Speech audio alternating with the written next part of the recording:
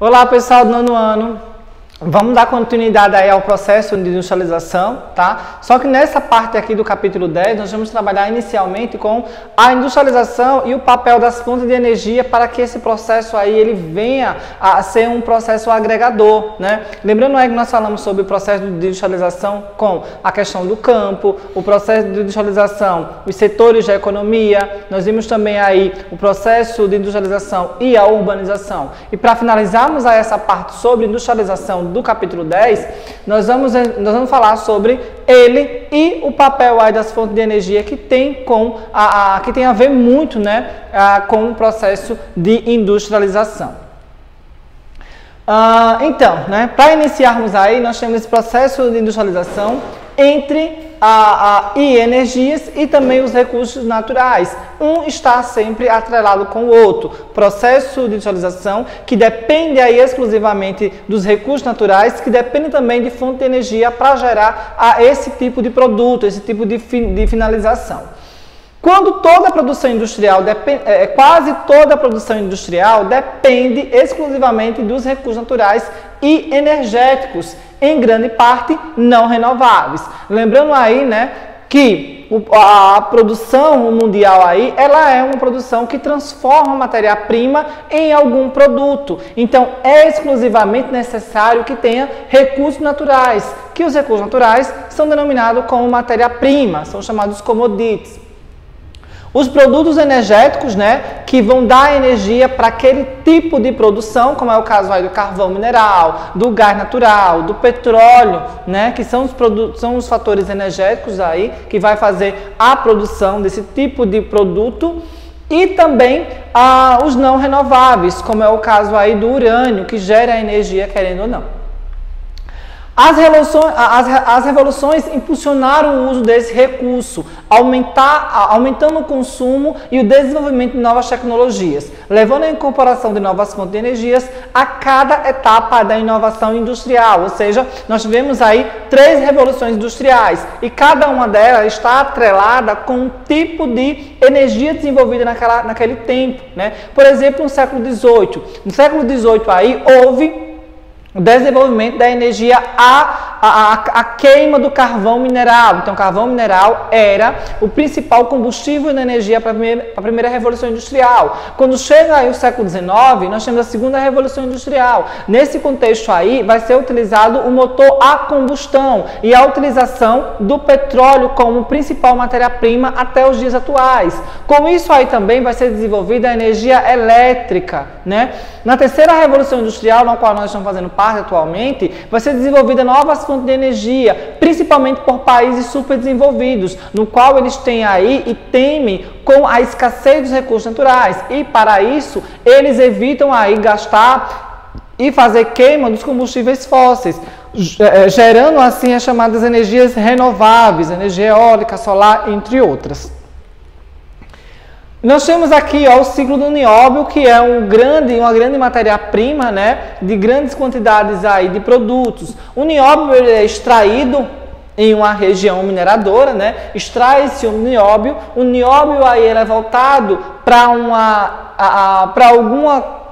o nióbio aí ele é desenvolvido e voltado para uma grande indústria no qual ele vai gerar matéria-prima. Essa matéria-prima aqui desenvolvida vai para as indústrias de foguete, ou seja, o nióbio é a principal matéria-prima para o desenvolvimento dos foguetes, né, em muitas regiões, principalmente as regiões superdesenvolvidas, como é o caso dos Estados Unidos.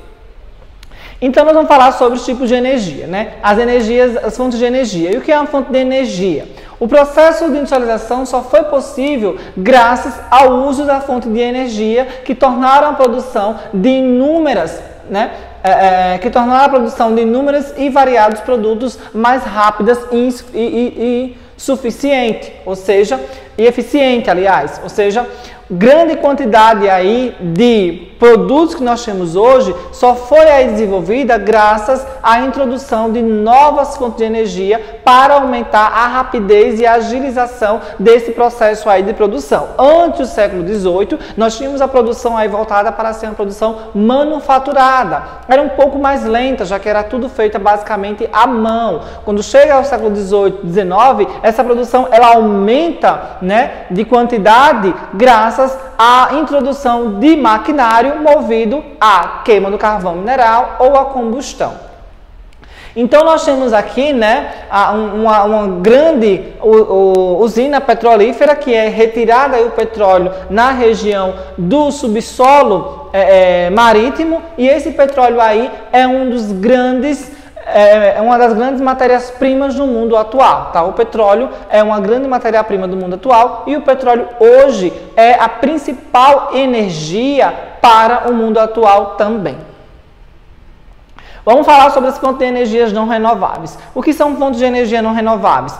Fonte de energia não renováveis é toda a fonte de energia que o homem não produz. Ela vai chegar em um certo período do tempo histórico e ela vai acabar. Por quê? Porque ela surgiu basicamente há milhões de anos atrás graças a forças endógenas e exógenas no interior da Terra, como é o caso aí das bacias sedimentares, no qual nós encontramos as grandes quantidades de carvão mineral, petróleo e gás natural. Essa quantidade de recursos naturais, essa grande quantidade de combustíveis fósseis, eles foram gerados a partir de milhões de anos atrás, com pressão e temperatura do interior da Terra. Então nós temos aí, né, a energia que é desenvolvida pelas termoelétricas, a do petróleo, a do carvão mineral e também a do gás natural. Além disso, nós temos também a energia nuclear, que ela é classificada como uma energia não renovável. Por quê? Porque é utilizado o plutônio, utilizado o tório, utilizado aí até mesmo o urânio, através da fisão nuclear, né, que é a quebra das moléculas do átomo, que produz uma grande quantidade de calor, e essa molécula aí faz com que gere as turbinas das energias nucleares pelo vapor desenvolvido da água, né, que entra em contato com o urânio. Então, a energia nuclear, ela é uma fonte de energia não renovável, porque o urânio, ele pode acabar, né? Esses minerais aí radioativos, eles podem acabar. E também ela é poluidora devido ao descarte irregular do urânio. O urânio, ele não pode mais provocar calor, mas ainda ele provoca reação se caso alguma pessoa toque nele, animais peguem nele, ele causa aí um certo tipo de reação. E essa reação aí, ela é muito violenta para o organismo dos seres vivos, tá? E nós temos também as fontes de energias renováveis, que são aquelas fontes que a própria natureza renova a cada ciclo, renova a cada dia ou renova a cada minuto, né? Entre elas aí nós temos a energia hidrelétrica, né? Que inicialmente, para você desenvolver uma usina hidrelétrica, você tem aí uma grande quantidade de impactos ambientais, já que você vai utilizar uma grande região para ser alagada na construção de represas, então você vai perder biodiversidade, você vai ter que migrar uma certa quantidade de população que morava em uma localidade para outra, impacto ambiental, impacto social, impacto econômico inicialmente, mas logo após essa construção, a energia hidráulica, né, a energia da hidrelétrica, ela tem pouquíssimos efeitos aí, pouquíssimos efeitos num problema estufa do planeta, né? Ou seja, é uma energia renovável, já que não causa aí poluição no planeta. A energia eólica também, a energia eólica também, ela não vai produzir grandes quantidades de impactos ambientais, já que é movida exclusivamente pela força do vento, né? A energia solar também não provoca impactos ambientais, já que vai ser absorvida pela radiação solar e gerando aí grande quantidade de energia. Temos também a biomassa, que é muito produzida aqui no Brasil, né? Principalmente vindo do etanol, da cana-de-açúcar, da mamona e também no milho, que é nós temos etanol e nós temos também o biogás e também nós temos o biodiesel, tá? Nós temos também a energia geotérmica em muitas regiões próximos a choque de placa tectônica que geram aí uma grande quantidade de calor, né? E esse calor aí, ele é totalmente voltado para a produção de energia. Aqui no Brasil nós não temos esse tipo de energia e nem vamos ter, né? Já que o Brasil não faz parte de regiões onde há choque de placa tectônica, só nas regiões aí mais ao norte do globo ou regiões aí que se encontram em divisa ou limite de placas tectônicas, certo? Então, nesse gráfico aqui que tem no livro de vocês, nós vamos perceber que as matrizes energéticas no mundo praticamente vai ser voltada, em sua maioria, para os combustíveis fósseis. Nós temos aí o petróleo como aí das principais matrizes energéticas do mundo, ou seja, o mundo inteiro depende exclusivamente do petróleo para o desenvolvimento de maquinário, o desenvolvimento aí dos combustíveis para os automóveis e até mesmo nas termoelétricas para a produção de energia da energia elétrica. Temos também o carvão mineral e o gás natural. Então, os três combustíveis fósseis, eles são hoje essenciais para o desenvolvimento das energias que movem o mundo atualmente. E na questão do petróleo aí, vamos discutir um pouco mais sobre o petróleo, né? Vamos voltar aí um pouco mais sobre o petróleo e entender por que o petróleo ele é uma das principais causas dos conflitos que há e se alastra no mundo, né? Já que o petróleo aí é o combustível mais utilizado atualmente e é aí também um dos principais causadores dos conflitos mundiais. Apesar de poluentes, né, o petróleo e o gás natural estão entre as fontes de energias mais utilizadas no mundo. Estados Unidos, Arábia Saudita, Rússia, Irã e o Iraque são os países aí que mais produzem o petróleo. São os maiores produtores aí do petróleo, tá? Então, nós temos aqui esse gráfico, né, o mesmo do livro de vocês, e vocês vão perceber que Estados Unidos, Arábia Saudita, Rússia, Irã, Iraque, Canadá, são os principais países que produzem petróleo. Produzir petróleo não significa que eles têm petróleo nas suas reservas, certo? Então, esses países aqui, eles são os principais produtores de petróleo, do commodity que é o petróleo. Então, 92% da produção mundial, né, das energias vem exclusivamente do petróleo. E aqui nós vamos perceber as principais regiões onde há a exploração ou as reservas de petróleo. Então, nós temos aqui a Venezuela como um país que maior possui quantidades de petróleo, ou seja, a economia venezuelana é totalmente voltada para a exploração do petróleo, já que a Venezuela é o país que maior concentra a grande quantidade de petróleo. Voltando aqui para a Arábia Saudita, o Irã e outros países da região do Oriente Médio. Estados Unidos e China, os dois juntos, né, Estados Unidos e China, 1/3 da produção do petróleo, 1/3 do consumo do petróleo é voltado para esses dois países, já que são os países que mais dependem aí dessa matéria-prima e são os países aí que mais estão necessitando atualmente desse tipo aí de matéria-prima, tá? Ou seja, 1/3 do petróleo produzido no mundo vai para os Estados Unidos e para a China, assim também para a Índia, para o Japão. Com isso aí, né, há problemas atuais, como é o caso das guerras, dos conflitos internos nos países para a detenção de certas regiões, detenções aí de certas áreas de controle das áreas petrolíferas, como é o caso aí na Síria, né? Na Síria, desde o ano aí de 2015, né, através da Primavera Árabe, como nós vimos ano passado, aquele grande conflito entre a população querendo derrubar o ditador, né? Então nós temos aí esse grande conflito aí civil da Primavera Árabe, no qual o principal objetivo era a derrubada do ditador sírio Bashar al-Assad. Em 2013, né, aproveitando aí a oportunidade, vai surgir aí um grupo terrorista denominado Estado Islâmico, e esse Estado Islâmico aí, ele vai passar a reivindicar um grande território da Síria, e ele começa então a atacar não só o governo, mas também os seus opositores e os seus apoiadores, fazendo com que o Estado Islâmico ele controle uma grande região síria, e essa região síria aí seja controlada e tenha aí essa produção de petróleo voltada para o próprio Estado Islâmico. O grupo expande então os seus domínios, certo? Passando a deter o controle de áreas com produção de produções petrolíferas e começam a vender o petróleo que há naquela região para o próprio governo.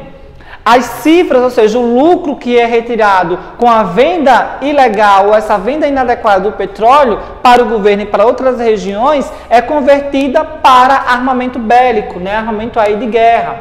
O que é que vai acontecer? Os Estados Unidos, ele começa aí, né? Os Estados Unidos e os países da Organização do Tratado Norte, né? Que é a OTAN, começa a intervir na região da Síria para conter aí o avanço do Estado Islâmico, que atualmente, né, foi dito que o Estado Islâmico ele foi, digamos que, dizimado, não existe mais Estado Islâmico, não existe mais esse grupo terrorista atuando na região entre a Síria e o Irã. Temos também a região da Europa Oriental, né? Lembrando que a Europa Oriental é a Europa ex-socialista até 1900, até os dias atuais, né? Então, a Europa Oriental vai ser marcada por países que dependem também exclusivamente da energia do petróleo e do gás natural. Como podemos aqui observar no mapa, existe um grande sistema de gasoduto, ó, esses gasodutos aqui em verde. São gasodutos, são grandes tubulações no qual o gás natural ele vai ser deslocado de um local para o outro para abastecimento das residências, empresas, indústrias, entre outros, certo? Então, esses gasodutos aí, eles são muito importantes para fazer aquecimento daquelas regiões, principalmente das moradias. Geórgia e Armênia, né? Aqui, ó. Geórgia, essa região aqui de Geórgia e a região de Armênia, eles não têm acesso, esses países não têm acesso ao Mar Cáspio, que é um mar aí, né, que tem uma grande quantidade de combustíveis fósseis, principalmente o petróleo e o gás natural. O que é que vai acontecer?